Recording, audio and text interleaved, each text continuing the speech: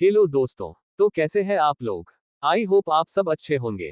तो as novel story में आपका स्वागत। सुनते रहिए अनोखी कहानियां अनोखे अंदाज में। कहानी का नाम बिकॉज ऑफ यू। आप सुन चुके हैं 40 चैप्टर। अब स्टार्ट करते हैं चैप्टर 41। क्या आप मुझे सजा देंगे? अब आगे। वो तुरंत अपना थूक गटकते हुए बोली, क्या क्या कहा आपने? आप मेरा खून पिएंगे? क्या आपको दुनिया का कोई दूसरा इंसान नहीं दिखाई दिया? प्लीज मेरा खून मत पीजिए। मैं आपसे रिक्वेस्ट कर रही हूँ। बचपन में मुझे आपसे बिल्कुल भी डर नहीं लगता था और ये मत सोचिए कि मुझे आपसे अभी भी डर लगता है। मैं आपसे अभी भी बिल्कुल नहीं डरती। लेकिन आपकी ये जो आंखें हैं, ये मुझे कभी कभी डरा देती है। प्लीज मैं आपसे रिक्वेस्ट कर रही हूँ, मेरा खून मत पीजिए। इसी के साथ अब अंतरा तुरंत यहाँ से वहां भागने लगी। उसे एक बार फिर से बचपन की तरह दौड़ते देख दानिश ने अपने दांत पीसते हुए कहा, ये लड़की बिल्कुल भी नहीं बदल सकती।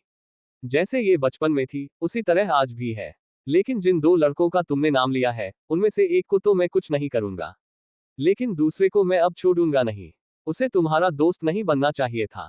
उसने तुमसे दोस्ती करके अपनी जिंदगी की सबसे बड़ी गलती की है। ये कहते हुए वो अब सीधे अंतरा की तरफ जाने लगा। अंतरा चारों तरफ दौड़ते हुए बोली, प्लीज मेरे पास मत आना। मुझसे दूर रहना आप। मुझे आप जैसे वैम्पायर पसंद नहीं है। मैं वेजिटेरियन वैम्पायर को पसंद करती हूँ। अभी के अभी मुझसे दूर हो जाइए। लेकिन तभी दानिश आगे आया और उसने अपने पैर को आगे की तरफ रख दिया। अंतरा संभाल नहीं पाई। वो उसके पैर से लड़खड़ाए और सीधे जमीन पर धम्म से गिर पड़ी। जिसे देखकर दानिश अब तिरछी मुस्कुराहट के साथ बोला, तुम्हारा खून तो मैं पीऊंगा और तुम मुझे रोक नहीं सकती। यू नो वॉट, तुमने बचपन में मुझे बहुत परेशान किया था और अब तुम बड़ी हो रही हो। अब तुम्हें पता चलेगा कि परेशान करना आखिर किसे कहते हैं। ये सुनते ही अंतरा की आंखें शौक से बड़ी हो गई। दानिश के बदलते एक्सप्रेशंस को देखकर अब अंतरा काफी ज्यादा घबरा गई। तभी उसने धीरे से कहा, क्या आप मुझसे गुस्सा हो रहे हैं? कहीं आप बचपन की तरह फिर से तो मुझे सजा देने वाली बात नहीं कहेंगे? देखिए, अगर आप ऐसा कुछ करने वाले हैं, तो मैं पहले आपसे बता देती हूँ, मैं आपसे डरूंगी नहीं बल्कि मैं आपको पंच कर दूंगी। ये कहकर उसने एक बार फिर से अपने छोटे से मुट्ठी के पंच को बना लिया और उसकी तरफ दिखाने लगी। लेकिन तभी दानिश ने उसे पंच को अपने मुट्ठियों में भर लिया और झटके के साथ अंतरा को अपने कंधे पर उठा लिया। अंतरा के हाथ पैर अब दोनों हवा में थे। अचानक से उसके दिमाग में कुछ पल आने लगे और वो एक्साइटमेंट में बोली, क्या मैं फिर से हवा में उड़ने लगी? इसके जवाब में दानिश ने तिरछा मुस्कुरा कर कहा, हाँ तुम उड़ने लगी हो और तुम्हें ये भी नहीं पता कि तुम अब उड़कर कहाँ जाओगी। ये सुनकर अंतरा को दूसरे ही पल एहसास हुआ कि वो इस वक्त दानिश के शोल्डर पर है, ना कि उड़ रही है। जिसके वजह से वो अब जोर जोर से अपने हाथ पैर चलाने लगी। वो चिल्लाते हुए बोली, कहाँ लेकर जा रहे हैं आप मुझे? अभी के अभी छोड़िए। मैंने कहा, मुझे नीचे उतारिए। आप मुझे कहाँ लेकर जा रहे हैं? दानिश ने उसकी एक बात नहीं सुनी और वो उसे लेकर गेट की तरफ जाने लगा। खुद को बाहर ले जाते देख अंतरा के हाव भाव बदल गए। उसने हकलाते हुए कहा, ये आप क्या कर रहे हैं? आप मुझे बाहर क्यों लेकर जा रहे हैं? क्या आप मुझे सजा देने जा रहे हैं? देखिए प्लीज, आई एम सॉरी अगर मैंने आपको हर्ट किया हो तो। प्लीज मुझे छोड़ दीजिए। मैं अपनी परदादी को छोड़कर कहीं नहीं जाऊंगी। Please please. लेकिन दानिश ने अभी भी उसके बातों का कोई जवाब नहीं दिया।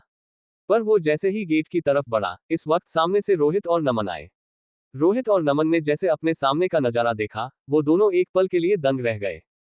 इस वक्त अंतरा को दानिश की गोद में देखकर नमन तुरंत आगे आते हुए बोले, दानिश सर, ये आप क्या कर रहे हैं मेरी बेटी के साथ? तो वहीं दानिश ये सुनकर अपनी भौहें चढ़ाकर बोला, तो यहाँ पर छुपा कर रखा था आप दोनों ने इसे। अंतरा तभी दानिश की गोद से नीचे कूद गई और जल्दी से नमन के पास जाने लगी। लेकिन इस वक्त दानिश ने पीछे से उसके शर्ट को पकड़ लिया और उसे खींचकर अपने करीब कर लिया।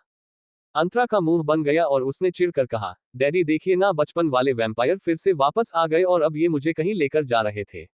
इन्होंने कहा ये मुझे सजा देंगे।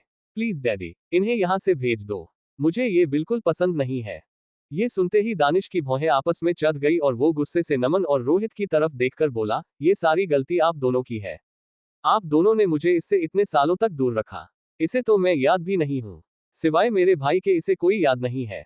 ये सुनकर आप नमन और रोहित दोनों को ही कुछ समझ नहीं आया कि वो दोनों क्या जवाब दे। लेकिन तभी रोहित ने बात संभालते हुए कहा, दानिश सर, एक काम क्यों नहीं करते? हमारा घर आपके लिए थोड़ा छोटा भले ही है, पर अभी के लिए आप हमारे साथ यहीं पर कुछ दिन रुक जाइए। उसके बाद आप यहाँ से चल जाइएगा। इससे अंतरा भी आपको थोड़ा बहुत जान पहचान जाएगी और फिर वो आपके साथ कंफर्टेबल होकर रह भी पाएगी। मैं सही कह रहा हूँ ना नमन? नमन ने भी तुरंत अपना सर हिलाते हुए कहा, हाँ रोहित बिल्कुल ठीक कह रहा है दानिश सर। यहाँ हम आपके रहने की पूरी व्यवस्था अच्छे से करवा देंगे। आपको कोई भी प्रॉब्लम नहीं होगी। प्लीज आप यहाँ पर ही रुक जाइए। लेकिन हमारी अंतरा को यहाँ से मत लेकर जाइए। हम आपसे रिक्वेस्ट कर रहे हैं। ये सब सुनकर दानिश कुछ सेकंड के लिए खामोश रहा और फिर अपनी भौहें चढ़ाकर बोला, आप दोनों को पता है ना कि मैं यहाँ किस मकसद से आया हूँ। मकसद का नाम सुनते ही रोहित और नमन के भाव बदल गए और उन दोनों ने तुरंत कहा, जी सर, हमें अच्छे से पता है और आप फिक्र मत कीजिए। हम उसे याद रखेंगे। दानिश ने अब बिना किसी एक्सप्रेशन के उसे छोटे से घर को घूर और बोला, मैं चाहता हूं कि बस ये मुझे अच्छे से पहचान जाए। इसके बदले अगर मुझे इस झोपड़ी में भी रहना पड़ेगा, तब भी मुझे कोई फर्क नहीं पड़ता। ये कहकर वो अब बिना किसी परमिशन के अंदर चला गया। तो वहीं अंतरा ने जब अपने घर को झोपड़ी सुना तो उसका मुंह बन गया। वो पीछे से जा रहे दानिश को देखकर तरह तरह के मुंह बनाकर चिढ़ाने लगी। फिर वो चिढ़कर बोली, ये झोपड़ी नहीं, बल्कि मेरा प्यारा सा घर है। आई नो, ये आपके विला तरह बड़ा नहीं है, लेकिन मेरे लिए मेरा घर बहुत प्यारा है। ये कहते हुए वो दानिश को और भी ज्यादा चिढ़ाने लगी। तभी रोहित और नमन ने उसे अपने सीने से एक साथ लगा लिया। वही रोहित नमन के सीने से लगते ही अंतरा के चेहरे पर बड़ी सी स्माइल आ गई। वो दोनों से दूर हुई और प्यार से बोली, आई मिस्ड यू डैडी। मैंने आप दोनों को बहुत मिस किया। ये सुनकर रोहित ने भी मुस्कुराकर कहा, मैंने भी अपनी बेटी को बहुत मिस किया। कैसी हो तुम अच्छे से खाती पीती तो हो ना। लेकिन तभी नमन ने कहा, नहीं रोहित, मुझे नहीं लगता कि ये अच्छे से खाते पीती है। तुम देख नहीं रही हो उसकी हालत कितनी दुबली पतली हो गई है। तभी रोहित ने भी कहा, अब फिक्र मत करो, अब हम दोनों आ गए हैं ना। अब मैं अपने हाथों से अपनी अंतरा के लिए खाना बनाऊंगा और उसे खिला खिला कर मोटा कर दूंगा। अपने दोनों डैडी की ये सारी बातें सुनकर अंतरा ने अपने सिर पर हाथ रख लिया और एक्टिंग करते हुए बोली, ओह गॉड, इसका मतलब अब मैं बड़ी होकर मॉडल नहीं बना पाऊंगी, क्योंकि मेरे दोनों डैडी मुझे खिला खिला कर मोटा करने वाले हैं। ओह नो, अब मैं क्या करूं। उसकी ये सारी बातें सुनकर नमन ने हल्के से उसके सिर पर मारते हुए कहा, नौटंकी बस, अब चलो मेरे साथ अंदर। अंतरा हंसने लगी और उनके साथ अंदर जाने लगी। लेकिन तभी रोहित को कुछ याद आया और वो अंतरा को देखकर बोले, अंतरा बेटा मुझे एक बात बताओ, तुम्हारे साथ दानिश सर ने इससे पहले कुछ किया तो नहीं ना? कहीं उन्होंने तुम्हें चोट पहुंचाने की तो कोशिश नहीं की? ये सुनते अंतरा ने तुरंत अपने आप को दिखाते हुए कहा, क्या आपको लगता है कि वो आप दोनों की शेरनी बेटी को कुछ कर पाएंगे? मैंने अपने हाथों के पंच से उन्हें डरा दिया और वो डर के कांप रहे थे मेरे सामने। वो तो ये भी कह रहे थे कि मुझे छोड़ दो, मैं अब तुम्हें परेशान नहीं करूंगा। इनफैक्ट वो तो मेरे कदमों में गिर गए थे और मुझे बार बार रिक्वेस्ट कर रहे थे। रोहित और नमन ने जब ये सुना तभी उनकी नजर पीछे चली गई। पीछे खड़े दानिश को देखते ही वो दोनों बिल्कुल खामोश हो गए और आंखों से अंतरा को शांत रहने का इशारा करने लगे। लेकिन अंतरा नॉनस्टॉप मशीन की तरह फिर से बोलने लगी और बोली, और आपको पता है डैडी, जब वो मेरे सामने है तो बहुत ज्यादा अपने आप को दिखा रहे थे। लेकिन जैसे ही मैंने अपने कुंग-फू कराटे वाले एक्शंस दिखाए तो वो मेरे आगे भीगी बिल्ली बन गए और जोर जोर से चिल्लाने लगे। कहने लगे कि मैं उन्हें छोड़ दूं। लेकिन मैंने उन्हें नहीं छोड़ा। मैंने अपना पंच घुमाया और उन्हें जोर का पंच मार दिया। ये कहते हुए अंतरा ने जैसे ही अपने पंच को घुमाते हुए पीछे की तरफ सामने खड़े दानिश को देखा, वो एक पल के लिए हैरान रह गई। तो वहीं दानिश, जो पैंट के दोनों पॉकेट में हाथ डाले खामोशी से खड़ा उसकी सारी बकवास बातें सुन रहा था, वो बिना किसी भाव में गहरी सांस से लेकर बोला, अच्छा तो तुमने ये सब कुछ किया मेरे साथ और मैं तुम्हारे कदमों में गिरकर भीगी बिल्ली की तरह तुमसे माफी मांग रहा था, राइट? अंतरा को समझ ही नहीं आया कि वो अब क्या जवाब दे। तभी उसने अपने हाथ को धीरे से पीछे तक तरफ खींच लिया। वो तुरंत अपने छोटे छोटे दांत दिखाकर बोली, वो मैं तो। उसे समझ ही नहीं आ रहा था कि वो क्या बोले। तभी दानिश उसे अपनी आंखें छोटी करके घूरते हुए बोला, काफी अच्छी एक्टिंग करती हो तुम। तुम्हें तो एक्ट्रेस होना चाहिए। लेकिन कोई बात नहीं, तुम्हारी सारी एक्टिंग सिर्फ मेरे सामने ही होगी और अब चलो मुझे मेरा रूम दिखाओ, क्योंकि ये तुम्हारा घर है। ये कहकर वो आगे बढ़ा और उसने अंतरा के हाथ को जबरदस्ती पकड़ लिया और उसे खींचते हुए अंदर की तरफ लेकर चला गया। तो वहीं अंतरा का मुंह बन गया। वो मन ही मन दानिश को कोसते हुए बोली, वैम्पायर कहीं के, पता नहीं कहां से चले आए। कितने अच्छे से मैं अपनी जिंदगी जी रही थी, पर क्या इन्हें आना जरूरी था? मैंने आज ही गॉड जी से बहुत सारी शिकायत की थी। लगता है इसलिए आज उन्होंने मुझे सजा दे दी और सजा के तौर पर वैम्पायर को मेरे पास भेज दिया। अब पता नहीं ये मेरे घर में कितने दिनों तक रहेंगे और मैं कैसे रहूंगी। एक काम करती हूँ, मैं रेयान के घर में चली जाऊंगी और कह दूंगी कि वो मुझे अपने घर में कुछ दिनों के लिए रहने के लिए जगह दे दे। हाँ, जब तक कि वैम्पायर यहाँ पर है। गुड आइडिया, मैं आज रेयान के पास कॉल करूंगी। ये कहते हुए उसने प्लान कर लिया था कि वो अब रेयान के घर में रहने के लिए चली जाएगी, जब तक कि दानिश यहाँ है। पर इस बात से अनजान थी कि अब दानिश उसकी जिंदगी में पूरी तरह से कब्जा कर चुका था। वो चाह कर भी ना तो दानिश से बचकर जा सकती थी और ना ही दानिश से दूर जा सकती थी। तभी अंतरा ने गेस्ट रूम की तरफ इशारा करते हुए कहा, हमारे इस घर में सिर्फ 5 रूम है। एक में परदादी रहती है, एक में मैं रहती हूँ, एक में मेरे डैडी रहते हैं और एक में मेरे सेकंड डैडी रहते हैं, और जो 5वां है वो गेस्ट रूम है जिसमें आप रहेंगे। और एक बात, अगर आपको इसमें रहना तो आपको खुद से ही साफ सफाई करनी पड़ेगी, क्योंकि मेरे एग्जाम्स आने वाले हैं और मैं स्कूल जाती हूँ, इसलिए मेरे पास टाइम नहीं है। ये सुनकर दानिश ने एक नज़र उस रूम को देखा। वहां पर चारों तरफ मकड़ी के जाले लगे हुए थे। बेड भी बहुत ज्यादा गंदा था। वो सब कुछ देखकर उसने तिरछा मुस्कुरा दिया और बोला, तो तुम श्योर हो कि तुम मेरे लिए इस रूम को साफ नहीं करोगी? ये सुनकर अंतरा ने अपने नेल्स पर फूंक मारते हुए स्टाइल से कहा, ऑफ कोर्स। अंतरा ऐसे मामूली काम नहीं करती। दानिश उसके एटीट्यूड को देखकर मुस्कुराकर बोला, ऑलराइट, तो फिर तुम ये सब कुछ नहीं करोगी, पर तुम्हारे दोनों डैड मेरे लिए सब कुछ करेंगे। जैसे ही अंतरा ने ये सुना, अचानक से उसके भाव बदल गए और वो तुरंत दानिश को घूरते हुए बोली, क्या मतलब है आपका? तभी दानिश ने आवाज लगाते हुए कहा, नमन अंकल, रोहित अंकल, क्या आप मेरे लिए इस रूम को साफ कर देंगे? नमन और रोहित जो अंदर ही आ रहे थे वो दोनों तुरंत दानिश के पास आ गए और अपना सर हिलाते हुए बोले, जी दानिश सर, आप तब तक सोफे पर बैठिए, हम बहुत जल्दी ही पूरे कमरे को अच्छे से आपके लिए साफ कर देंगे। ये कहकर वो दोनों अंदर जाने लगे। तो वही अंतरा का ये सब सुनकर मुंह बन गया और वो जोर से चिल्लाते हुए बोली, नहीं, बिल्कुल भी नहीं, मेरे दोनों डैडी अभी कितनी दूर से थक कर आए हैं, उन्हें रेस्ट करना है, वो ऐसे काम नहीं करेंगे, मैं उन्हें बिल्कुल भी ऐसे काम नहीं करने दूंगी। उसकी ये बात सुनकर रोहित और नमन अपनी जगह रुक गए। तो वही दानिश ने उसे देखकर गहरी मुस्कुराहट के साथ कहा, अगर तुम नहीं चाहती कि तुम्हारे दोनों डैडी मेरे लिए ये काम करे, तो तुम्हें मेरे लिए ये करना होगा। क्या तुम करोगी? दानिश ने अंतरा को इस तरह फंसा दिया था कि वो चाह कर भी कुछ कर नहीं पाई। लेकिन फिर वो अपने पैर पटक कर बोली, आपको पता है आप दुनिया के सबसे चालाक इंसान है। ये कहकर वो अब चिढ़कर सीधे कमरे में चली गई और अंदर साफ सफाई करने लगी। तो वही दानिश ये सब सुनकर उसे देख हल्के से मुस्कुरा दिया। अब स्टार्ट करते हैं चैप्टर 42। तुम्हारे बिना शादी नहीं होगी सिलीगल। अब आगे। इधर नमन और रोहित दोनों ही दानिश को हिचकिचाते हुए देखने लगे। तभी नमन ने धीरे से कहा, दानिश सर, एक्चुअली अंतरा थोड़ी मुंहफट और जिद्दी हो गई है, वो कुछ भी बोल जाती है। हमने उसके साथ ज्यादा वक्त नहीं बिताया, इसलिए हम उसे उस हिसाब से मैनर्स नहीं सिखा पाए जिस तरह से होने चाहिए।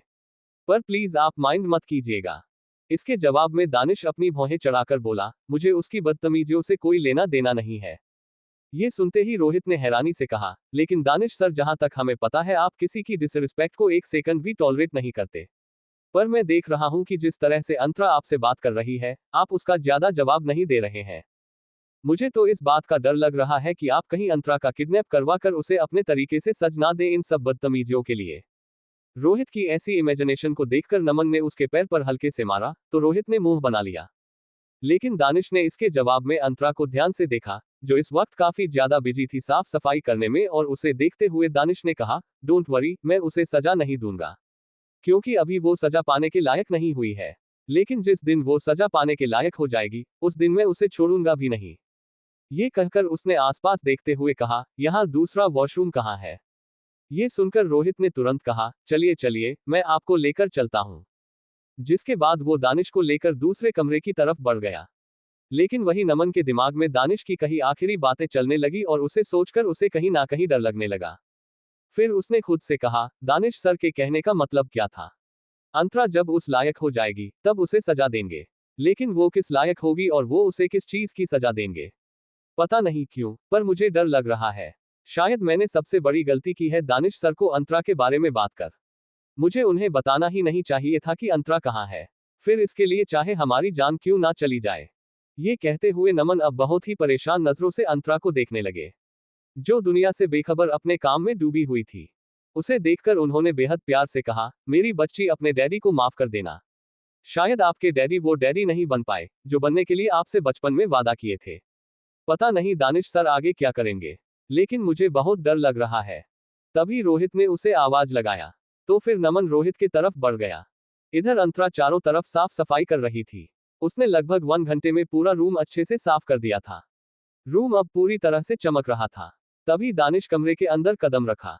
दानिश को देखते ही अंतरा ने चिढ़कर कहा, फाइनली मैंने आपके कमरे को साफ कर दिया।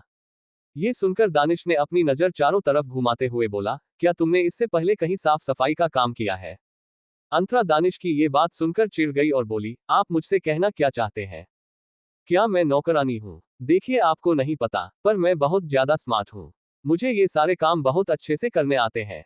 ये सुनकर दानिश तिरछा मुस्कुराया और बोला, I know silly girl, you are very smart. ये सुनकर अंतरा अपनी आंखें छोटी करके बोली, पहले तो आप मुझे बेवकूफ बोल रहे हैं और फिर आप मुझे स्मार्ट बोल रहे हैं। आखिर आप कभी सीधी बात क्यों नहीं बोल सकते? जब देखो तब तेरी बात ही बोलते रहते हैं। मुझे तो आपसे बात ही नहीं करनी। ये कहकर वो अपने पैर पटकते हुए कमरे से बाहर जाने लगी, तो वही दानिश उसे जाते देख हल्के से मुस्कुरा दिया। लेकिन तभी अंतरा जाते जाते रुकी और चिढ़कर बोली, और एक बात, अगर आपको ऐसा लगता है कि आप यहाँ रह रहे हैं तो मुझे परेशान करेंगे, तो कान खोलकर सुन लीजिए, मैं अंतरा हूँ। मेरी परदादी मुझसे बहुत ज्यादा परेशान रहती है। इसलिए आप इस गलतफहमी से बाहर निकल जाए कि आप मुझे परेशान करेंगे, क्योंकि मैं खुद आपके नाक में दम कर दूंगी। ये कहकर वो वहां से चली गई। तो वही दानिश चिढ़कर बोला, तुम इस तरह इसलिए हो गई हो क्योंकि तुम 7 साल से मुझसे दूर रही। अगर तुम 7 साल तक मेरे कंट्रोल में रहती, तो तुम कभी मुझसे ऐसी बात करने की भी हिम्मत ना करती। लेकिन कोई बात नहीं, अब तुम जब मेरे पास आ गई हो तो मैं तुम्हें पूरी तरह से अपने रंग में रंग दूंगा। ये कहते हुए उसके चेहरे पर एक गहरी मुस्कुराहट थी। इधर दूसरी तरफ कमरे में नमन इस वक्त सुलोचना जी के सामने चुपचाप खड़ा था। तभी सुलोचना जी ने धीरे से कहा, जो तुम बता रहे थे क्या वही सब हो चुका है? इसके जवाब में नमन ने कहा, हाँ माँ, अब यहाँ पर जो आए हुए हैं उनके बारे में तो आप अच्छे से जानती हैं। वो मेरे बॉस हैं और जैसा मैंने आपको बताया था वैसा ही हो चुका है, और मैं बस आपसे यही कहूंगा कि आप उनसे ज्यादा बात मत करें, क्योंकि वो छोटी छोटी बातों पर गुस्सा हो जाते हैं। इसलिए आप उनसे थोड़ा दूर ही रहे तो ज्यादा बेहतर होगा। ये सुनकर सुलोचना जी ने मुंह बनाते हुए कहा, तुम कहना क्या चाहते हो? क्या मैं कोई बकबक करने वाली बुरी औरत हूँ जो किसी को देखा नहीं बकबक चालू कर दी? देखो मैं ऐसी बिल्कुल भी नहीं हूँ। मैं तो उस लड़के से बात ही नहीं करूंगी, क्योंकि वो विदेश में पला बड़ा है। पता नहीं उसके पास भारतीय संस्कृति होगी भी या नहीं। पता नहीं उसके पास कैसे संस्कार होंगे। मुझे तो उस लड़के से कोई लेना देना नहीं है। तुम फिक्र मत करो, मैं सिर्फ उसे खाना दे दूंगी और उसे नाश्ता दे दूंगी, जैसे सभी को देती हूँ। इसके अलावा मैं तो उससे बात भी नहीं करूंगी। ये सुनकर नमन ने अपना सर हिला दिया और बोला, माँ मुझे आपसे यही उम्मीद थी। जिसके बाद सुलोचना जी वहां से चली गई। नमन ने भी गहरी सांस लेकर कहा, मुझे खुशी है कि माँ मेरी बात समझ गई। अब वो दानिश सर से दूर रहेंगे, क्योंकि मैं दानिश सर को अच्छे से जानता हूँ और माँ को भी मैं अच्छे से जानता हूँ। माँ बहुत ज्यादा बोलने लग जाती है और अगर उन्होंने कोई बात ऐसी कह दी जिससे दानिश सर को बुरा लग गया तो हमें ही प्रॉब्लम हो जाएगी। नमन अभी ये सब कुछ कह ही रहा था कि तभी उसे बाहर से कुछ आवाज सुनाई देने लगी। वो ना समझी में बाहर की तरफ गया तो सामने का नजारा देखकर उसने सिर पर अपने हाथ रख लिया। फिर वो बोला, माँ अभी कुछ देर पहले ही आपने कहा था कि आप दानिश सर से बात नहीं करोगे, लेकिन अब आप ये क्या कर रही हो? ये कहते हुए उसने लाचारी से अपना सर हिला दिया और सामने देखने लगा, जहां इस वक्त सुलोचना जी बड़े प्यार से दानिश को ऊपर से नीचे तक देखकर उससे बातें कर रही थी। वो उससे बोल रही थी, बेटा तुम विदेशी लड़के की तरह लग रहे हो। तुम्हें पता है मेरा बचपन से सपना था कि मैं किसी विदेशी लड़की को देखूं, लेकिन अब जब मैंने तुम्हें देखा तो मुझे मेरे बचपन का सपना याद आ गया। तुम्हें पता है तुम बहुत खूबसूरत हो। तुम्हारी तो कितनी सारी लड़कियां दोस्त भी होगी। वैसे तुम्हारी शादी की भी उम्र हो गई है। क्या तुमने शादी के बारे में कुछ सोचा है? यहाँ मेरी जान पहचान की बहुत सुंदर सुंदर लड़कियां हैं। अगर तुम कहो तो मैं तुम्हारे रिश्ते की बात चलाऊं। दानिश तो बस ये सब सुनकर सुलोचना जी को ही घूर ही जा रहा था। उसने तो कुछ रिएक्ट ही नहीं किया। तो वही नमन ने जब शादी वाली बात सुनी तब वो और भी ज्यादा परेशान हो गया। वो तुरंत हड़बड़ी के साथ आगे आया और सुलोचना जी को पकड़कर बोला, माँ ये आप क्या कह रही है? अभी दानिश सर की उम्र क्या है शादी करने की? इसके जवाब में सुलोचना जी ने खुद को छुड़ाते हुए कहा, चुप रहो तुमने तो शादी की नहीं और सबको यही सलाह दो। तुमसे तो मुझे बात ही नहीं करनी। तुम्हारी वजह से आज तक मैं बहू का सुख नहीं लेकर ले पाई और अब तुम दूसरों को ऐसे मत भड़काओ। ये कहकर वो फिर से दानिश से बोली, दानिश बेटा तुम फिक्र मत करो, मैं तुम्हारे लिए बहुत अच्छी अच्छी लड़कियां ढूंढूंगी।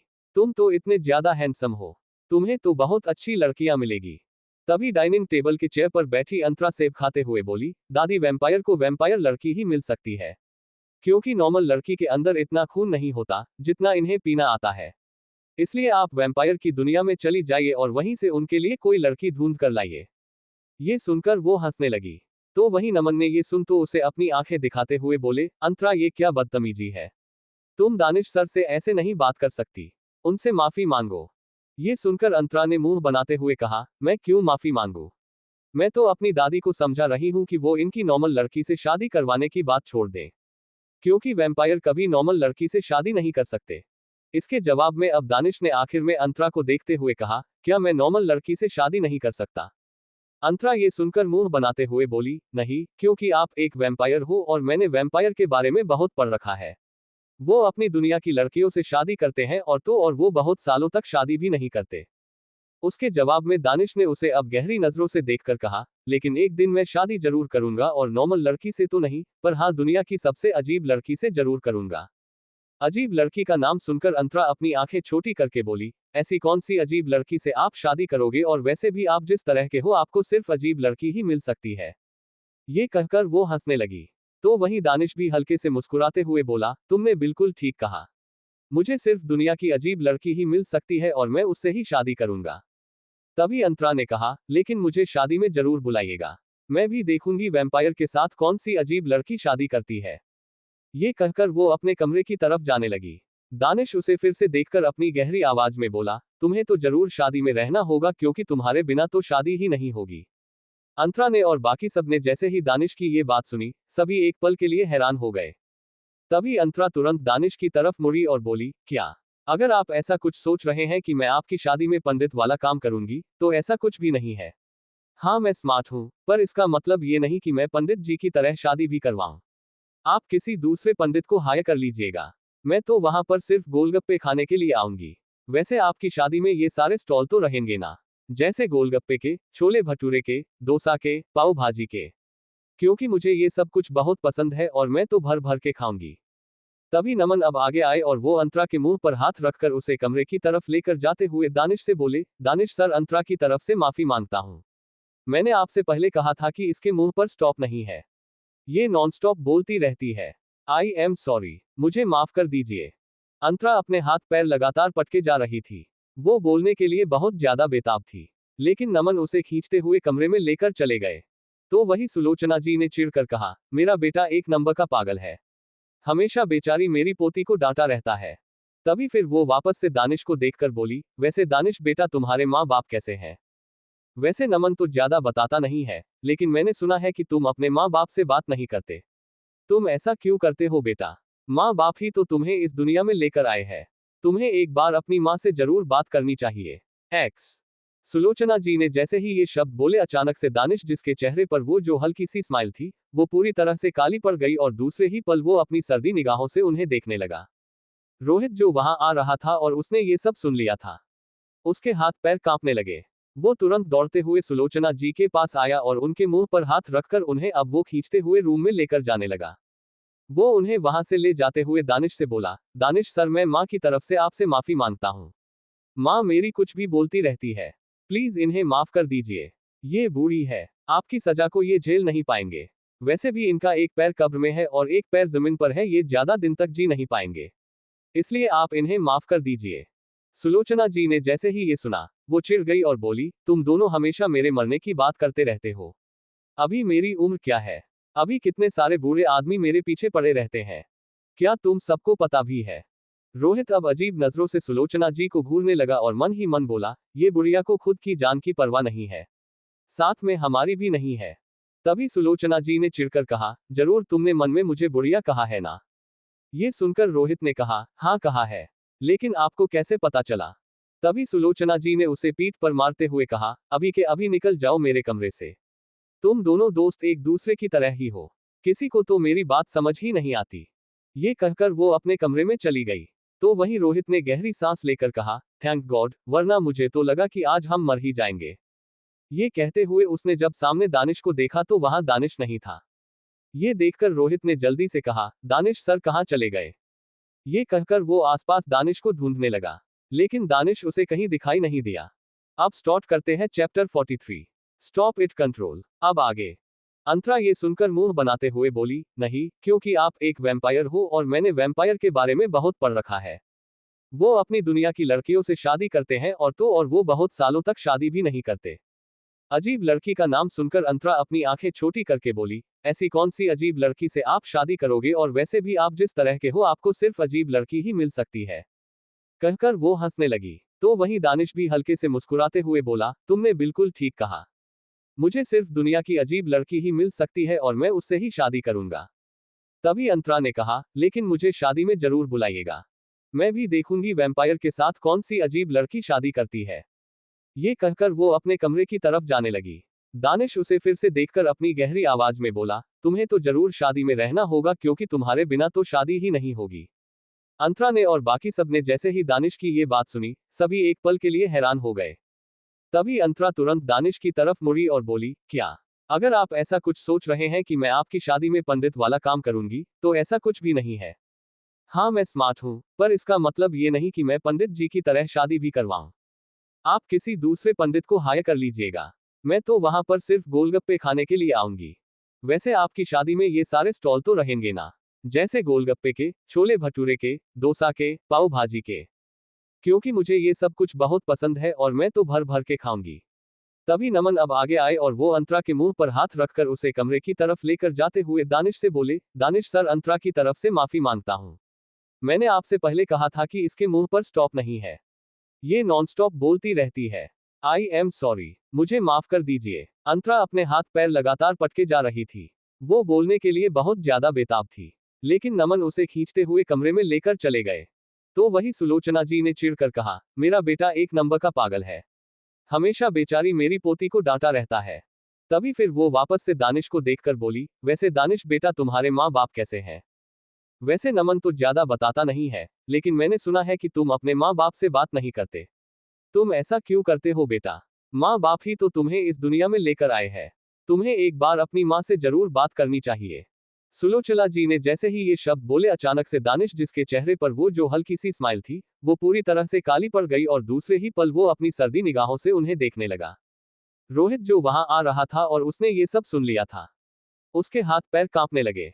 वो तुरंत दौड़ते हुए सुलोचना जी के पास आया और उनके मुंह पर हाथ रखकर उन्हें अब वो खींचते हुए रूम में लेकर जाने लगा।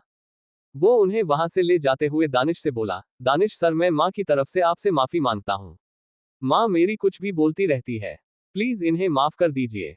ये बूढ़ी है, आपकी सजा को ये झेल नहीं पाएंगे, वैसे भी इनका एक पैर कब्र में है और एक पैर जमीन पर है, ये ज्यादा दिन तक जी नहीं पाएंगे, इसलिए आप इन्हें माफ कर दीजिए। सुलोचना जी ने जैसे ही ये सुना, वो चिढ़ गई और बोली, तुम दोनों हमेशा मेरे मरने की बात करते रहते हो, अभी मेरी उम्र क्या है, अभी कितने सारे बूढ़े आदमी मेरे पीछे पड़े रहते हैं, क्या तुम सबको पता भी है?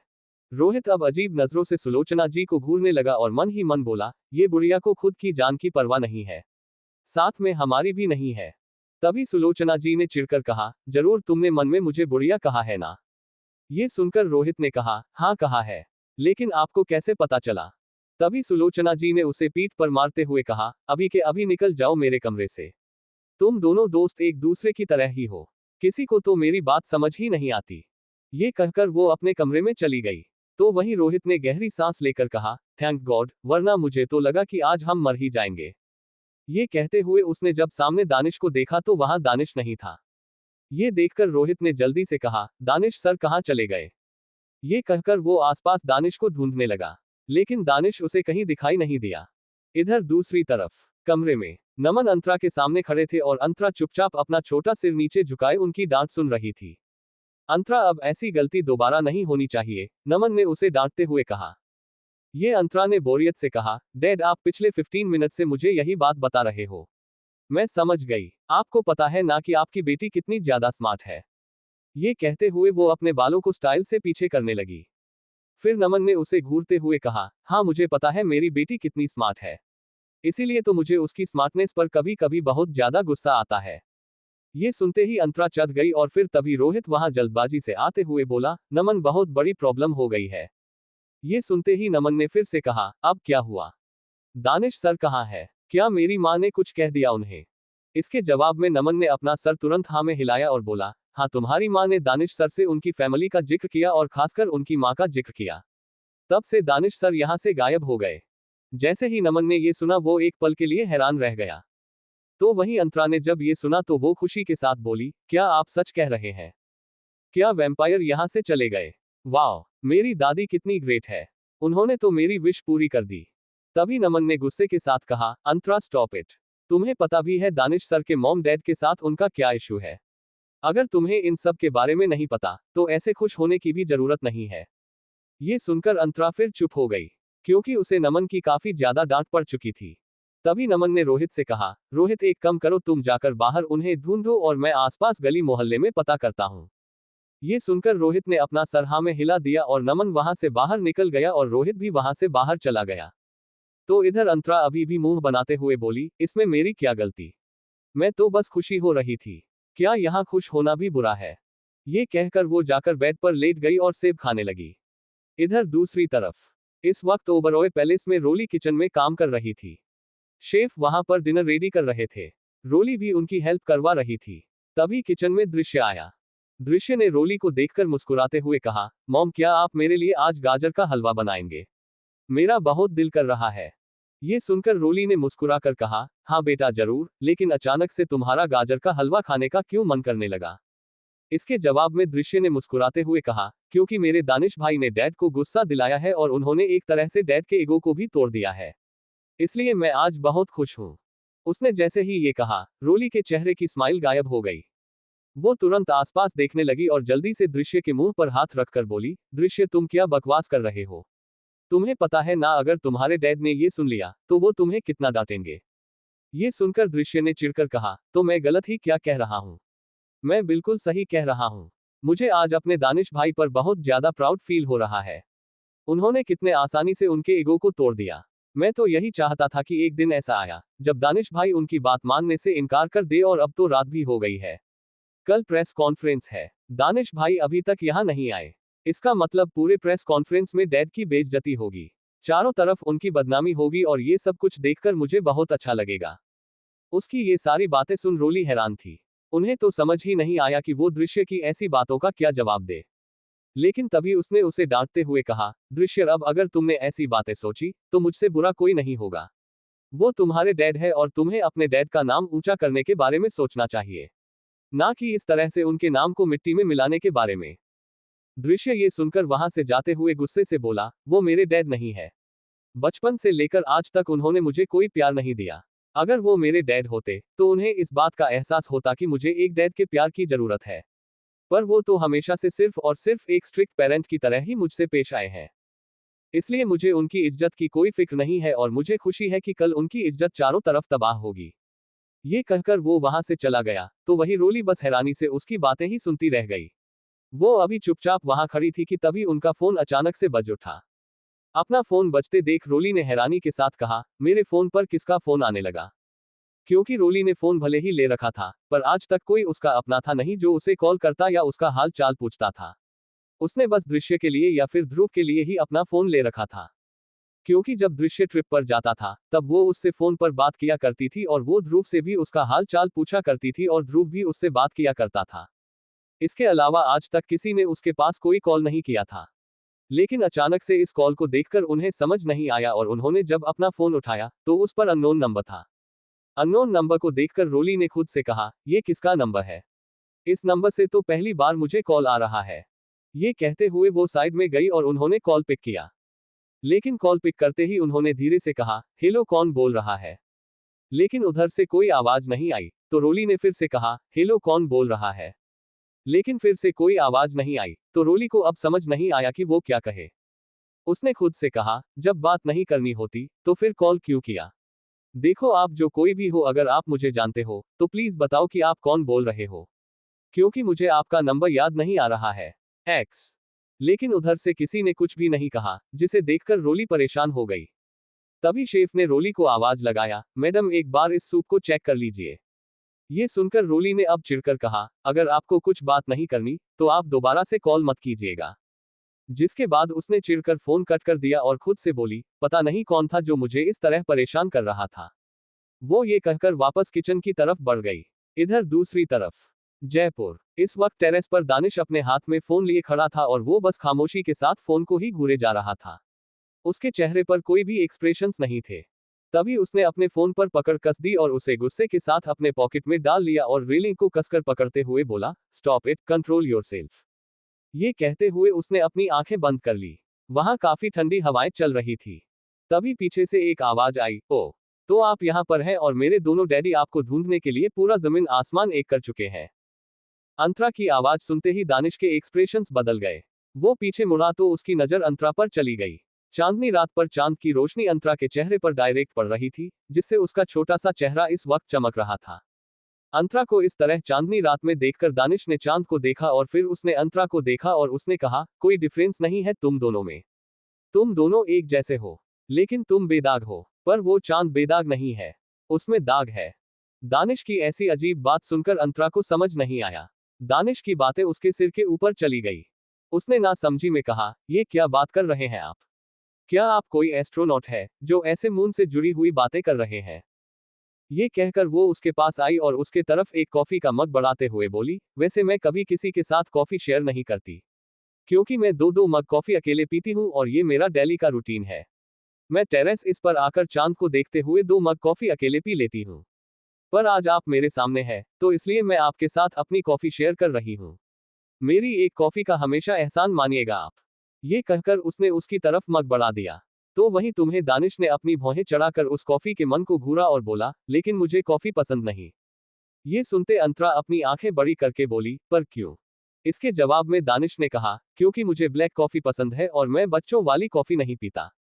ये कहकर वो वहां से जाने लगा और वही खुद के लिए बच्चा सुनकर अंतरा बुरी तरह चढ़ गई और गुस्से से चिल्लाई, स्टॉप इट। उसके चिल्लाने से दानिश के एक्सप्रेशंस बदल गए और उसके कदम अपनी जगह रुक गए। क्या फिर से लेगी पंगा अंतरा दानिश से? कमेंट में बताना। अब स्टार्ट करते हैं चैप्टर 44। मैं बच्ची नहीं एडल्ट हूं। अब आगे। ये कहकर वो उसके पास आई और उसके तरफ एक कॉफी का मग बढ़ाते हुए बोली, वैसे मैं कभी किसी के साथ कॉफी शेयर नहीं करती, क्योंकि मैं दो दो मग कॉफी अकेले पीती हूँ और ये मेरा डेली का रूटीन है। मैं टेरेस इस पर आकर चांद को देखते हुए 2 मग कॉफी अकेले पी लेती हूँ। पर आज आप मेरे सामने हैं, तो इसलिए मैं आपके साथ अपनी कॉफी शेयर कर रही हूँ। मेरी एक कॉफी का हमेशा एहसान मानिएगा आप। ये कहकर उसने उसकी तरफ मग बढ़ा दिया। तो वहीं तुम्हें दानिश ने अपनी भौहें चढ़ाकर उस कॉफी के मन को घूरा और बोला, लेकिन मुझे कॉफी पसंद नहीं। ये सुनते अंतरा अपनी आंखें बड़ी करके बोली, पर क्यों? इसके जवाब में दानिश ने कहा, क्योंकि मुझे ब्लैक कॉफी पसंद है और मैं बच्चों वाली कॉफी नहीं पीता। ये कहकर वो वहां से जाने लगा और वही खुद के लिए बच्चा सुनकर अंतरा बुरी तरह चढ़ गई और गुस्से से चिल्लाई, स्टॉप इट।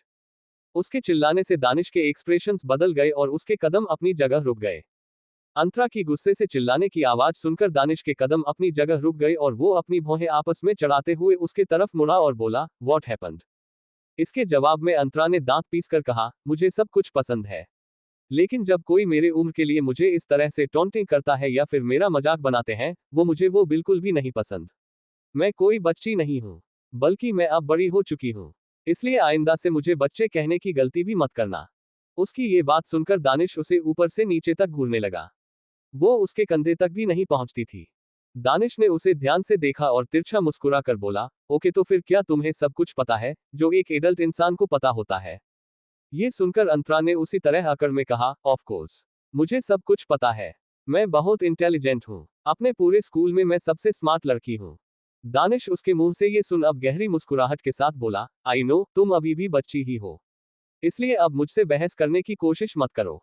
ये कहकर वो उसके माथे पर अपने उंगली से टैप किया और वहां से नीचे चला गया। तो वहीं अंतरा ने गुस्से से अपने माथे को सहलाते हुए चिढ़कर कहा, वैम्पायर कहीं के, मैं बच्ची नहीं हूं, समझे? अब मैं बड़ी हो गई हूं। लेकिन दानिश जब तक जा चुका था। अंतरा ने अब दांत पीसकर खुद से ही कहा, मैं बच्ची बिल्कुल भी नहीं हूं। मैं उन्हें बता दूंगी कि मैं बहुत इंटेलिजेंट हूं, तब उन्हें समझ आएगा। ये कहते हुए वो भी अब नीचे आ गई। इधर दानिश जब नीचे हॉल की तरफ आया, तो नमन जो अंदर ही आ रहा था उसकी नजर दानिश पर गई। नमन काफी ज्यादा परेशान था। लेकिन दानिश को देखते ही नमन तुरंत जोर से बोला, दानिश सर, आप यहाँ पर हैं। उसकी आवाज तेज थी, जिसे सुनकर सुलोचना जी किचन से बाहर आते हुए गुस्से से बोली, क्या अब तुम मेरे कान के पर्दे फाड़ोगे? पहले ही बुढ़ापे में कम सुनाई देता है, ऊपर से तेरा ये चिल्लाना। ये सुनकर नमन ने फिर जल्दी से खुद को संभालते हुए कहा, सॉरी सॉरी माँ, वो तो मैं बस दानिश सर को इतने वक्त से ढूंढ रहा था। वो मुझे कहीं नहीं मिले, पर अभी वो मुझे यहाँ दिखाई दे रहे हैं, इसलिए मैं थोड़ा एक्साइटेड हो गया। ये कहते हुए वो दानिश के पास आया। तो वही सुलोचना जी ने जब ये सुना तो वो दानिश को देखकर प्यार से बोले, दानिश बेटा, मैं तुम्हारे लिए तुम्हारे मनपसंद खाना बना रही हूँ। तुम उसे जरूर खाना। जैसे ही उन्होंने ये कहा दानिश ने बस हल्के से अपना सर हिलाया। ये देखकर सुलोचना जी के चेहरे पर बड़ी से मुस्कुराहट आ गई। वो वापस किचन में चली गई।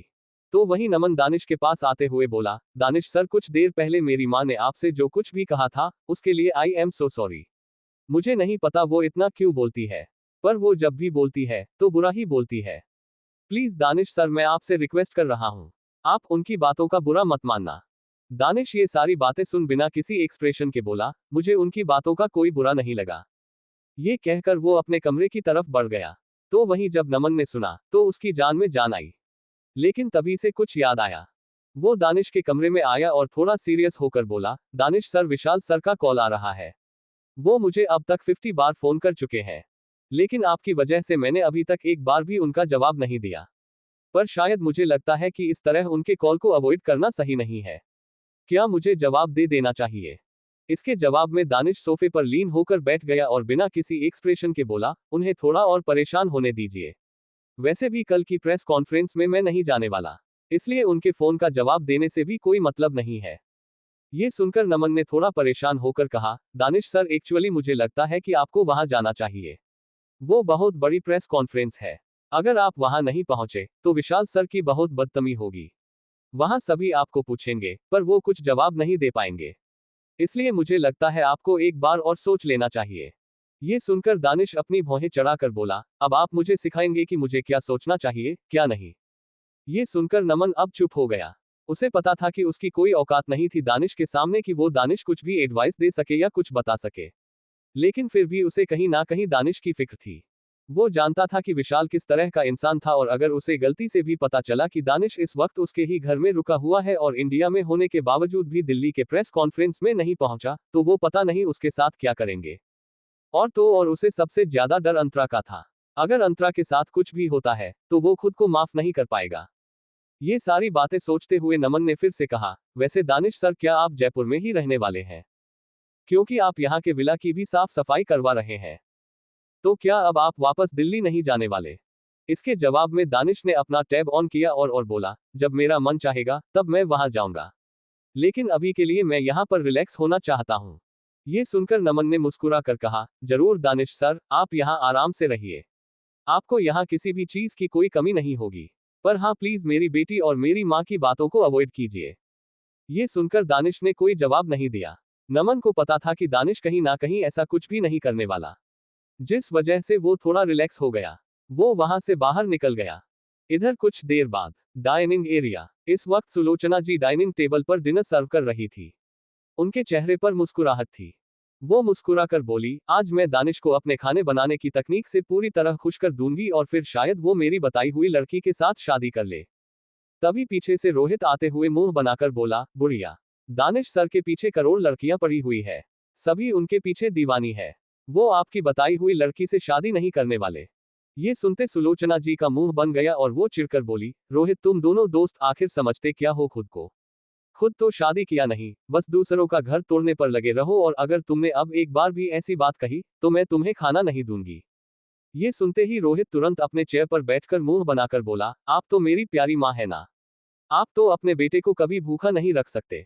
ये सुनकर सुलोचना जी ने उसे घूरते हुए कहा, नहीं मैं तो बुढ़िया हूं, मैं माँ थोड़ी ना हूं। ये सब सुनकर रोहित का मुंह बन गया। तभी वहां पर नमन आए और वो भी अपने चेयर पर बैठ गए।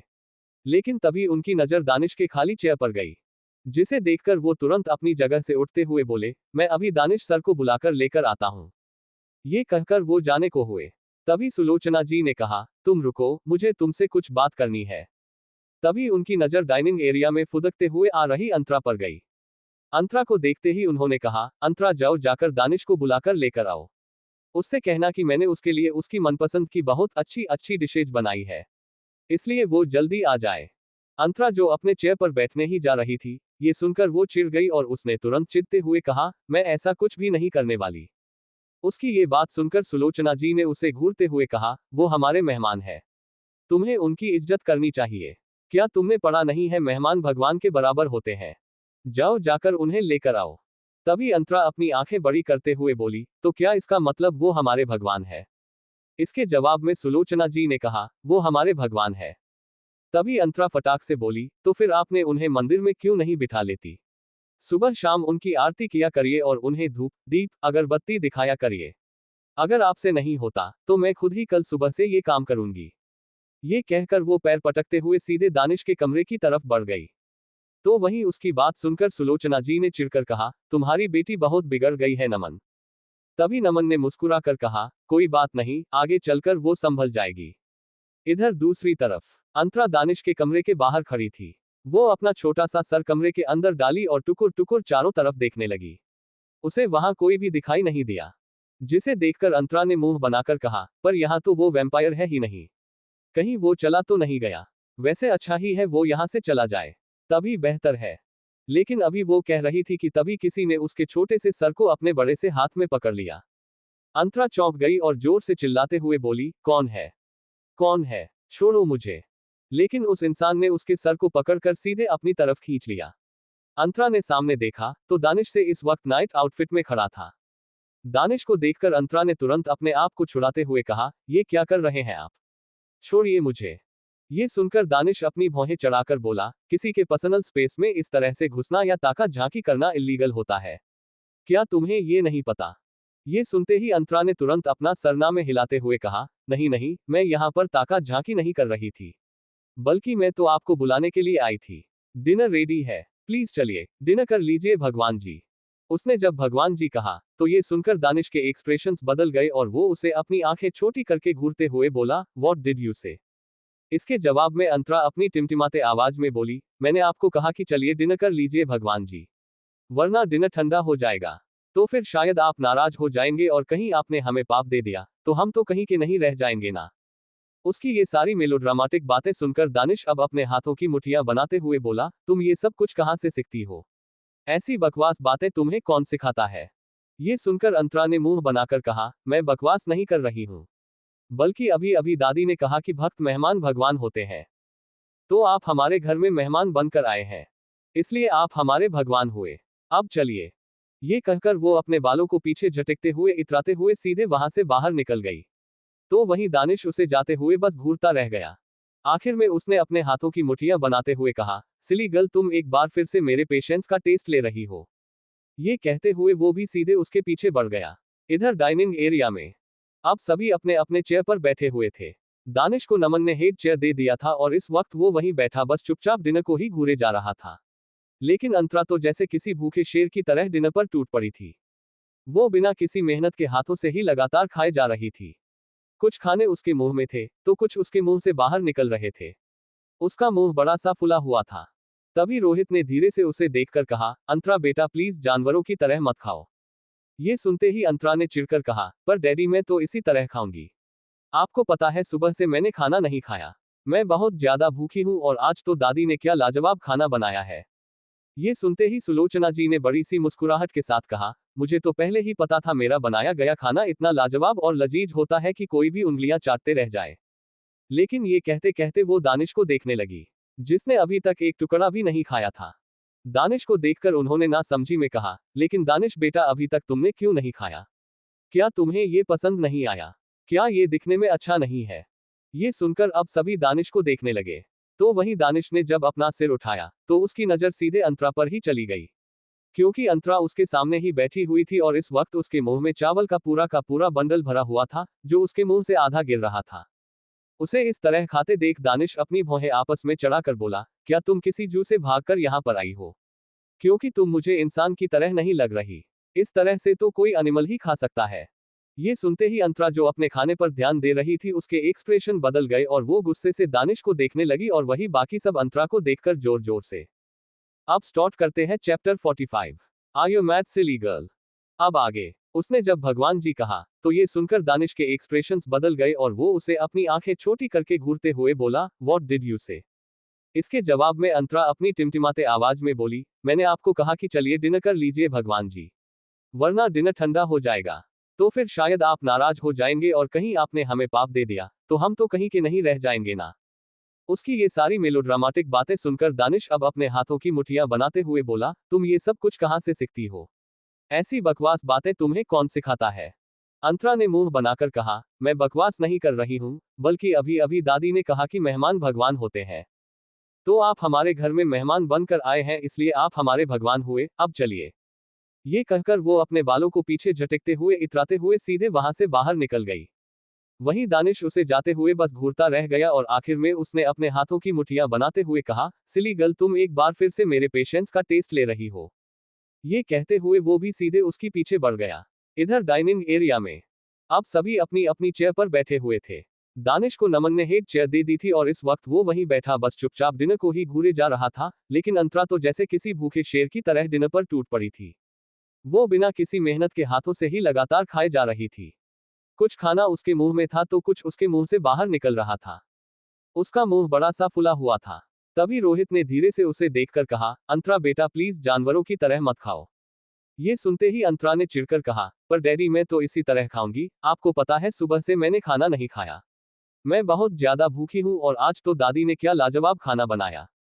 ये सुनते ही सुलोचना जी ने बड़ी सी मुस्कुराहट के साथ कहा, मुझे तो पहले ही पता था मेरा बनाया गया खाना इतना लाजवाब और लजीज होता है कि कोई भी उंगलियां चाटता रह जाए। लेकिन ये कहते कहते वो दानिश को देखने लगी जिसने अभी तक एक टुकड़ा भी नहीं खाया था। दानिश को देखकर उन्होंने ना समझी में कहा, लेकिन दानिश बेटा अभी तक तुमने क्यों नहीं खाया? क्या तुम्हें ये पसंद नहीं आया? क्या ये दिखने में अच्छा नहीं है?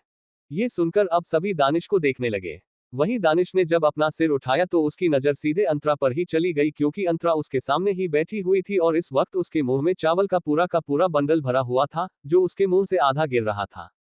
उसे इस तरह खाते देख दानिश ने अपनी भौहें चढ़ाकर बोला, क्या तुम किसी जू से भागकर यहाँ आई हो? क्योंकि तुम मुझे इंसान की तरह नहीं लग रही, इस तरह से तो कोई एनिमल ही खा सकता है। ये सुनते ही अंतरा जो अपने खाने पर ध्यान दे रही थी, उसके एक्सप्रेशन बदल गए और वो गुस्से से दानिश को देखने लगी और वही बाकी सब अंतरा को देखकर जोर जोर से हंसने लगे। अंतरा ने जब सबको अपने ऊपर हंसते देखा तो उसका मुंह बुरी तरह बन गया। वो रोने जैसी शक्ल बनाकर नमन की तरह देखकर बोली, डैडी आप भी सबकी तरह मेरे ऊपर हंस रहे हो, मैं आप दोनों डैडी से बात नहीं करूंगी।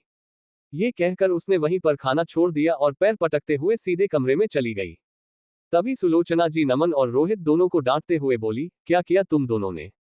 मेरी बेचारी बच्ची को अब भूखा सोना पड़ेगा तुम दोनों की वजह से। अगर वो जल्दी जल्दी खा रही थी तो क्या गलत कर रही थी? उसे भूख लगी थी ना। तभी रोहित अपनी जगह से उठकर बोला, कोई बात नहीं, मैं अपनी बेटी को अभी खिलाकर आता हूँ। वो अपने डैडी के हाथों से तुरंत खा लेगी और उसका गुस्सा छूमंतर हो जाएगा। ये सुनकर सुलोचना जी या नमन अभी कोई कुछ कहता उससे पहले ही दानिश अपनी भौहें चढ़ाकर बोला, आप कहीं नहीं जाएंगे, उसे खाना होगा तो वो खुद से खा लेगी। आप उसे खिलाने की कोशिश मत कीजिए। अचानक से ये बात सुनकर किसी को कुछ समझ नहीं आया। रोहित ने हिचकिचाते हुए कहा, दानिश सर आप ये कैसी बातें कर रहे हैं? वो मेरी बेटी है। लेकिन तभी दानिश ने गुस्से के साथ कहा, मैंने कहा ना वो खुद से खा लेगी। वही उसके गुस्से को देखकर अब नमन और रोहित दोनों ही खामोश हो गए। रोहित ने अपना सिर हिला दिया और वो वापस से अपनी चेयर पर बैठ गया। तभी सुलोचना जी ने कहा, एक काम करती हूं मैं उसे खिलाकर आती हूं। दानिश ने एक नजर उन्हें घूरा और फिर कुछ नहीं कहा। सुलोचना जी जल्दी से अपनी जगह से उठी और प्लेट में खाना लेकर अंतरा के कमरे की तरफ बढ़ गई। इधर दानिश अभी भी खाने को ही घूर रहा था। तभी नमन ने रोहित से कहा, रोहित तुम बाहर से खाना ऑर्डर कर दो, याद रहे कॉन्टिनेंटल फूड ऑर्डर करना। इसके बाद उसने दानिश को देखकर कहा, दानिश सर हमें पता है कि आपको इंडियन फूड खाने की आदत नहीं है, आप फिक्र मत कीजिए, हम अभी आपके लिए कॉन्टिनेंटल फूड ऑर्डर कर रहे हैं। ये कहकर वो अभी अपनी जगह से उठा था कि तभी दानिश ने अपनी भौहें चढ़ाकर कहा, पर मैंने ऐसा कब कहा कि मैं इस खाने को नहीं खाऊंगा? दानिश की ये बात सुनकर रोहित और नमन दोनों ही उसे ना समझी में देखने लगे और रोहित ने कहा, तो फिर आप अभी तक खा क्यों नहीं रहे? हमें तो यही लग रहा था कि शायद आपको ये खाना पसंद नहीं है। इसके जवाब में दानिश ने अब स्पून उठाए और सूप पीते हुए बोला, मैं काफी सालों बाद ऐसे माहौल में डिनर कर रहा हूं इसलिए मुझे एडजस्ट होना पड़ रहा था। अचानक से नमन और रोहित को सब समझ आ गया। नमन ने रोहित को देखकर धीरे से कहा, दानिश सर चाहे खुद को कितना भी स्ट्रांग कह ले या फिर खुद को बेरहम बना ले, लेकिन हमें पता है कि उन्हें एक फैमिली की कमी महसूस होती है। रोहित ने भी अपना सर हिलाकर कहा, इसीलिए तो हम आज तक दानिश सर के साथ हैं, वरना दानिश सर ने अपने गुस्से में हमारे साथ जो कुछ भी किया है, कोई भी इंसान होता वो उन्हें छोड़कर चला जाता। पर हमें पता है कि हम ही सर के गुस्से की वजह है। कुछ देर में दानिश अपने कमरे में चला गया था। इधर दूसरी तरफ ओबरॉय पैलेस में इस वक्त विशाल अपने कमरे में सोफे पर बैठा फाइल पढ़ रहा था। तभी वहां रोली अपने हाथ में दूध का गिलास लेकर आई और उसने वो चुपचाप विशाल के सामने टेबल पर रख दिया और सीधे बेड की तरफ जाने लगी। तभी विशाल ने एक नजर दूध को घूरा और रोली को घूरते हुए बोला, इसे लेकर जाओ, मुझे इसे नहीं पीना। ये सुनकर रोली ने बस अपना सिर हिला दिया। वो आगे आई और उस गिलास को उठाने लगी, लेकिन तभी विशाल ने उसके हाथ को पकड़ लिया और गुस्से से बोला, तुम्हें पता है मुझे तुम्हारी शक्ल से भी नफरत होती है।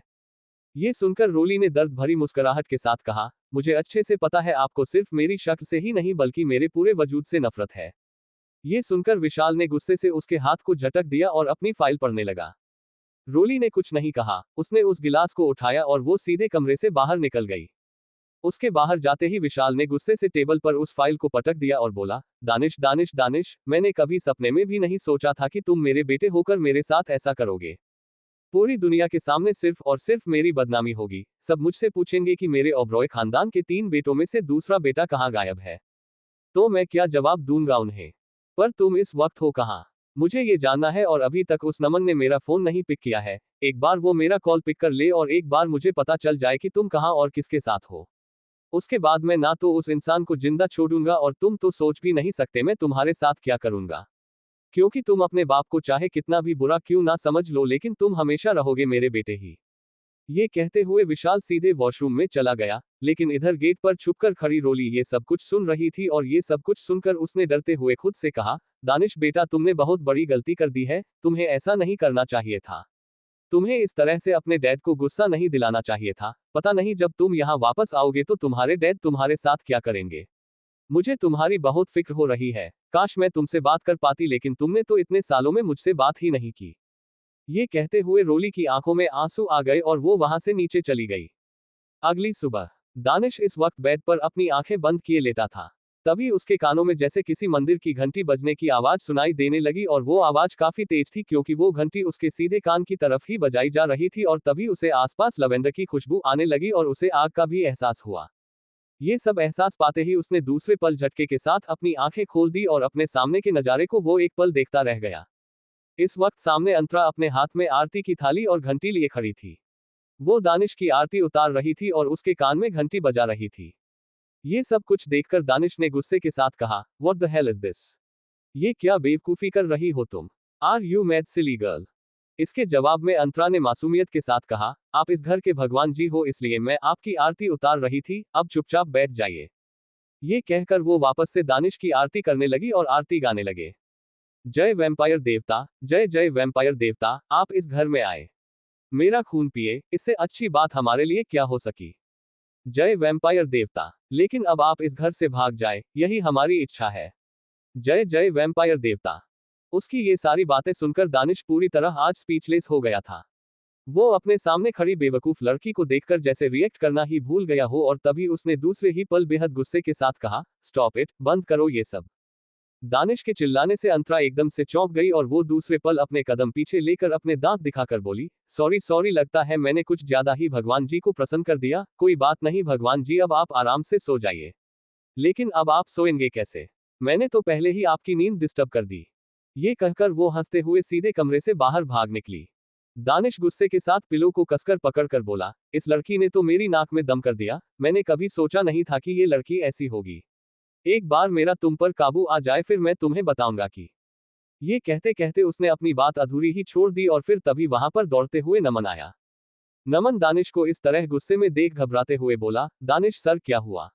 आप ठीक तो है? मैंने अभी आपके चिल्लाने की आवाज सुनी। दानिश ने दांत पीसकर कहा, आपकी बेटी का दिमाग खराब हो गया है, जाइए जाकर उसका इलाज करवाइए। अंतरा के बारे में ये बात सुनते ही नमन को कहीं ना कहीं कुछ समझ आ गया। नमन ने तुरंत कहा, दानिश सर प्लीज मुझे माफ कर दीजिए, मैं अभी के अभी अंतरा को डांटता हूँ। वो आपको ऐसे परेशान नहीं कर सकती। ये कहकर वो जाने लगा तो दानिश ने अपनी भौहें चढ़ाकर कहा, इसकी कोई जरूरत नहीं है, मैं उसे अपने तरीके से हैंडल करूंगा। ये सुनते ही नमन ने हल्के गुस्से में कहा, नहीं दानिश सर, मैं उसका बाप हूँ, मैं उसे अच्छे से बताऊंगा कि इस तरह आपको परेशान करने का उसका कोई हक नहीं है। आप फिक्र मत कीजिए। ये कहकर वो बाहर निकल गया। वहीं दानिश बस उसे ही देखता रहा और आखिर में उसने अपनी आंखें बंद करके कहा, सिली गर्ल, तुम्हें नहीं पता पर तुम्हारी ये सारी हरकतें मेरे दिल और दिमाग पर हावी हो रही है और ये तुम्हारे लिए आगे चलकर बहुत बुरा साबित होने वाला है। फिर तभी उसका फोन रिंग हुआ। उसने अपनी आंखें खोली और टेबल से अपना फोन उठाया। उसने कॉल पिक किया और बोला, ये इस भाई। उधर से ध्रुव की आवाज आई, दानिश क्या तुम सच में पागल हो चुके हो? तुम्हें पता भी है यहाँ प्रेस कॉन्फ्रेंस की तैयारी हो चुकी है, तुम कहाँ हो इस वक्त? देखो तुम्हें यहाँ आना ही होगा। इसके जवाब में दानिश ने तिरछा मुस्कुराकर कहा, क्यों? क्या मेरे बिना मिस्टर विशाल ओबरॉय पागल हो गए हैं? क्या वो मुझे डेस्परेटली वहां चाहते हैं? ये सुनकर ध्रुव ने कहा, दानिश मुझे नहीं पता तुम क्या सोचकर ये सब कुछ कर रहे हो, लेकिन मैं बस इतना जानता हूं कि इन सब से डैड के साथ साथ पूरे ओबरॉय खानदान की भी बदनामी हो सकती है, क्योंकि सभी तुम्हें पूछेंगे और डैड ने पहले ही सबको जुबान दे रखी है कि आज वो हम दोनों को मीडिया के सामने लेकर आएंगे। लेकिन इस तरह तुम्हारा गायब होना बहुत बुरा साबित हो सकता है।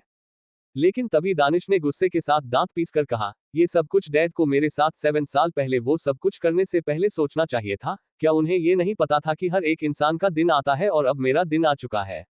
अपनी जवानी में उन्होंने बहुत अकड़ दिखाई है मुझे, अब वो दानिश ओबरॉय की अकड़ को सहेंगे। और एक बात, अब आप डैड से साफ साफ कह दीजिएगा कि जब मेरी मर्जी होगी तब मैं वहां आऊंगा और तब मैं प्रेस कॉन्फ्रेंस करूंगा, जो मेरी पर्सनल और इंडिविजुअल प्रेस कॉन्फ्रेंस होगी। इसी के साथ दानिश ने कॉल कट कर दिया।